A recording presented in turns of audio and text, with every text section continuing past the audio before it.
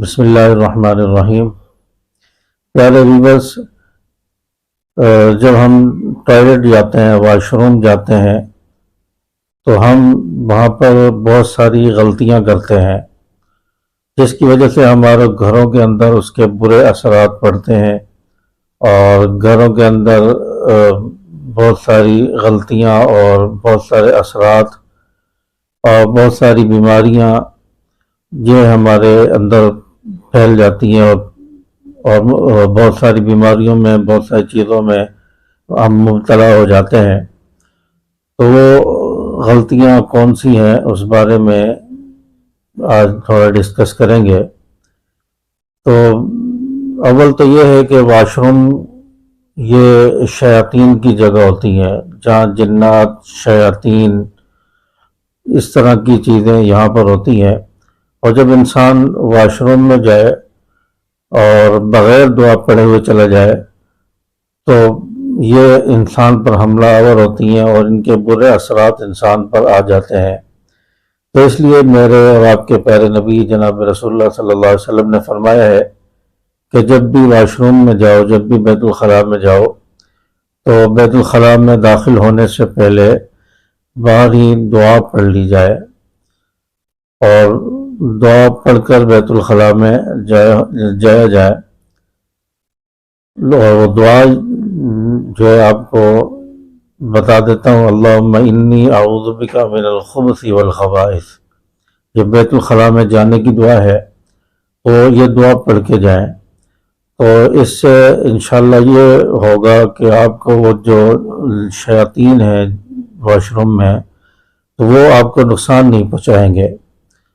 اور دوسری بات یہ ہے کہ واش روم میں جاتے وقت انسان جو ہے بایاں پاؤں اندر رکھے اور پھر دایاں پاؤں بعد میں رکھے۔ واش روم سے نکلتے وقت پہلے دایاں پاؤں باہر رکھیں، پھر بایاں پاؤں رکھیں۔ اور دوسری چیز یہ ہے کہ واش روم کے اندر جو ہے کھڑے ہو کے پیشاب نہیں کرنا چاہیے، کیونکہ کھڑے ہو کر پیشاب کرنے سے رسول اللہ صلی اللہ علیہ وسلم نے منع فرمایا ہے۔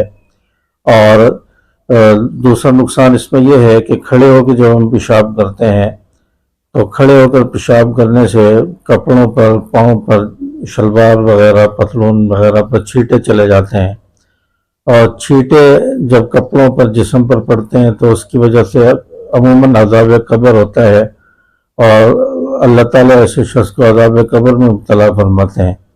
تو اس لیے یہ نقصان ہے کھڑے ہو کے پیشاب کرنے کا، اور سنت کے آداب کے خلاف ہے، اس لیے بیٹھ کر جو ہے پیشاب کیا جائے۔ اور تیسری چیز یہ ہے کہ واش روم میں جب انسان جائے تو واش روم میں جاتے وقت اپنے سر کو ڈھانپ لیا جائے۔ مرد حضرات ہیں تو وہ سر کے اوپر ٹوپی رکھ لیں، رومال وغیرہ رکھ لیں، اور خواتین ہیں تو وہ دوپٹے سے اپنا سر ڈھانپ کر جائیں۔ اگر ہمارا سر کھلا ہوگا تو عموماً ہم لوگ ایسے کرتے ہیں، اکثر لوگ جو ہے اس میں مبتلا ہیں کہ وہ واش روم میں جاتے وقت ننگے سر جاتے ہیں، تو اس سے بہت بڑی جو بیماری لاحق ہونے کا انسان کو خدشہ ہے۔ اور وہ بیماری کیا ہے؟ تو وہ بیماری ہے نسیان کی بیماری، یعنی بھولنے کی بیماری۔ تو عموماً انسان کے ذہن میں چیزیں نہیں رہتی، حافظہ کمزور ہو جاتا ہے، چیزیں انسان بھول جاتا ہے، تو اس کو نسیان کہتے ہیں۔ یہ نسیان کی بیماری جو ہے یہ واش روم میں ننگے سر جانے کی وجہ سے ہوتی ہے۔ اس لیے جو ہے واش روم میں جاتے وقت سر ڈھانپ کر جایا جائے۔ ہمارے پیارے نبی صلی اللہ علیہ وسلم جو ہے واش روم میں جاتے وقت سر کو ڈھانپ لیا کرتے تھے۔ اور دوسری سب سے بڑی بیماری یہ ہے کہ واش روم میں جب آپ ننگے سر جائیں گے تو ہو سکتا ہے کہ اس سے جو ہے آپ کے بال جھڑنا شروع ہو جائیں، بال گرنے کی جو بیماری ہے وہ بھی اس سے پیدا ہو جاتی ہے ننگے سر جانے کی وجہ سے۔ تو اس لیے واش روم میں جاتے وقت سر ڈھانپ کر جانے کا اہتمام کیا جائے۔ اور اسی طرح جب واش روم میں ہم جاتے ہیں پیشاب بیٹھ کر کرنا چاہیے، اور اطمینان کے ساتھ کرنا چاہیے۔ پیشاب سے فارغ ہو جائیں، آخری قطرہ تک جو ہے اس کو دیکھا جائے کہ کوئی قطرہ وغیرہ رہ نہ جائے، تو پیشاب کرنے کے بعد تھوڑی دیر بیٹھیں، قطرے وغیرہ جو آ رہے ہیں اس کو آنے دیں، اس کے بعد استنجا کر کے جو ہے پھر آیا جائے، باہر آیا جائے۔ تو عموماً جلد بازی میں پیشاب کرتے ہیں اور بعض قطرے پیشاب کی نالی میں رہ جاتے ہیں، تو جس کی وجہ سے بعد میں شلوار میں وہ پیشاب کے قطرے لگ جاتے ہیں، تو شلوار ناپاک ہو جاتی ہے اور ہم نے نماز پڑھنی ہوتی ہے۔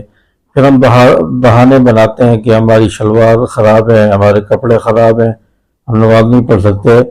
تو اس لیے فرمایا کہ اطمینان سے سکون کے ساتھ پیشاب کیا جائے، اس میں جلد بازی نہ کی جائے، اور جو قطرے وغیرہ ہیں وہ تسلی سے سکون کے ساتھ جو نکل جائیں پیشاب کی نالی سے، اس کے بعد اطمینان سے استنجا کیا جائے اور پھر آیا جائے تاکہ بعد میں قطرے وغیرہ نہ نکلیں۔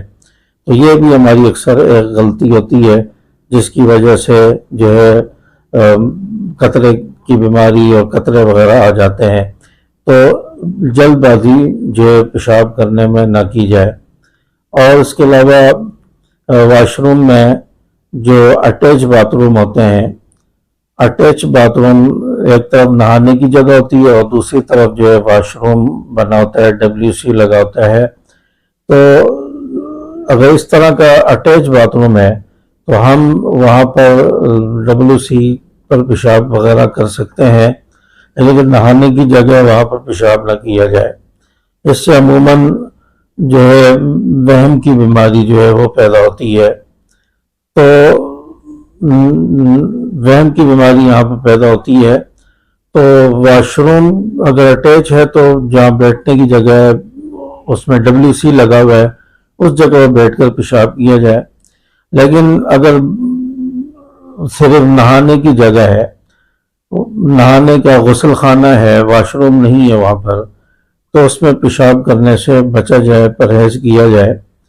اور اگر ایسی جگہ ہے جس پر پانی بہائے تو پانی نکل جائے گا، پیشاب وغیرہ وہ دھل جائے گا، نکل جائے گا، کوئی عذر ہو، مجبوری ہو، تو ایسی صورت میں چھوٹا پیشاب وہاں پر کر سکتے ہیں اور پانی بہا کر اس کو جو جگہ کو پاک کر دیا جائے، تو وہاں پر جو ہے مجبوری میں کر سکتے ہیں، ورنہ پیشاب جو ہے غسل خانے میں کرنے سے منع فرمایا گیا ہے، اور اس سے بھی انسان کو بچنا چاہیے، یہ بھی غلطی کرتے ہیں۔ اور جب واش روم سے ہم جب باہر آئیں گے تو باہر آ کر ہم دعا پڑھیں گے، الحمدللہ الذی اذھب عنی الاذی وعافانی، کہ اللہ تعالیٰ نے ہمیں ہر چیز سے عافیت عطا فرمائی ہے۔ تو عافیت پر اور باہر آنے پر یہ دعا پڑھیں گے۔ تو کیونکہ عموماً جو ہے لوگوں کو واش روم نہیں آتا اور بیماریاں ہوتی ہیں، تو اس کے لیے دوائیاں وغیرہ لوگ استعمال کرتے ہیں، تو ہم بغیر دوائی کے ہمیں واش روم آ جاتا ہے اور بول و براز سے فارغ ہو جاتے ہیں، گندگی نکل جاتی ہے۔ تو اس پر اللہ کا شکر بھی ہے کہ یا اللہ تو نے عافیت فرمائی ہے اور آسانی والا معاملہ فرمایا ہے، تو اس پر اللہ کا شکر بھی ہے، اور دعا پڑھ کے اللہ کا شکر ادا کیا جائے۔ تو یہ ساری چیزیں ہیں جو ہم نے جو ہے واش روم میں جاتے وقت جن کا اہتمام کرنا ہے، اور اکثر لوگ اس میں غلطیاں کرتے ہیں۔ تو اس لیے یہ ویڈیو بنانے کا مقصد یہی ہے کہ اگر کوئی ہماری غلطیاں ہیں تو اس سے ہم بچیں اور اجتناب کریں، اور آئندہ واش روم میں جاتے وقت ہم بہت ساری چیزوں کا جو ہے اہتمام کریں، دعاؤں کا اہتمام کریں، تاکہ موذی چیزوں سے اور نقصانات سے ہم بچ سکیں اور برے اثرات سے ہماری حفاظت ہو سکے۔ ملتے ہیں نیکسٹ ویڈیو میں۔ السلام علیکم ورحمۃ اللہ وبرکاتہ۔